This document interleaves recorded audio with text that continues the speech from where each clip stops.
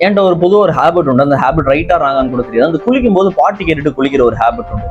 So இதை பத்தி ஏன்டா நம்ம பாட்டு கேட்டது குளிக்கிறோம், ஏன்னா அது ஹாப்பியா இருக்கு, இந்த மாதிரி நம்ம ஒரு ஜென்ரலான ஒரு கான்டெக்ட்ல வச்சிடறோம்ல. பட் ஆக்சுவலி இதுக்கு முன்னாடி ஒரு சயின்ஸ் இருக்கு. ஏன்னா பிரெயினுக்கு வந்து டுவெல் சிமுலேஷன் வந்து ரொம்ப பிடிக்கும்.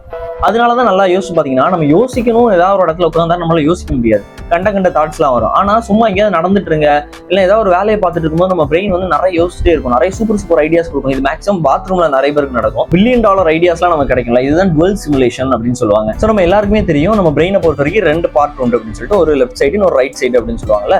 இந்த லெஃப்ட் சைடு எதுக்கு அப்படின்னா, லாஜிக், ஸ்ட்ரக்சர், லாங்குவேஜ் இதெல்லாம் அந்த லெஃப்ட் சைடு ஹேண்டில் பண்ணிக்கும். இந்த ரைட் சைடு வந்து இந்த கிரியேட்டிவிட்டி, இன்னோவேஷன் இந்த மாதிரி விஷயத்தான் அந்த ரைட் சைடு ஹேண்டில் பண்ணிக்கல. எப்போ இந்த ரெண்டுமே வந்து ஃப்ரெண்ட்ஸ் ஆகுறாங்களோ, நம்ம 2 பேரும் சேர்ந்து ஒர்க் பண்ண போறோம், எப்போ இந்த 2 பேரும் ஹேண்ட் ஷேக் பண்றாங்களோ அப்பதான் இந்த டுவெல் சிமுலேஷன் நடக்கும். It is one of the powerful simulation. So அந்த பவர்ஃபுல்லான ஒரு விஷயத்தை எப்படி பண்ணணும் அப்படின்னா, இதுக்கு ஒரு சின்ன ஒரு ஃப்ரேம் ஒர்க் இருக்கு. ஸோ நான் ட்ரை பண்ணி பார்த்தா எனக்கு வந்து இப்போதைக்கு ஒரு குட் ரிசல்ட் இருக்கு. பட் நான் ஃபியூச்சர்ல ட்ரை பண்ணிட்டு சொல்றேன். என்னன்னா, நம்ம ஒரு புக்கை ரீட் பண்ணணும். ரீட் பண்ணிட்டு அந்த புக்கை க்ளோஸ் பண்ணி வச்சுட்டு நம்ம என்ன ரீட் பண்ணோங்கிறத நம்மளோட ஓன் வேர்ட்ஸ்ல சொல்லணும்.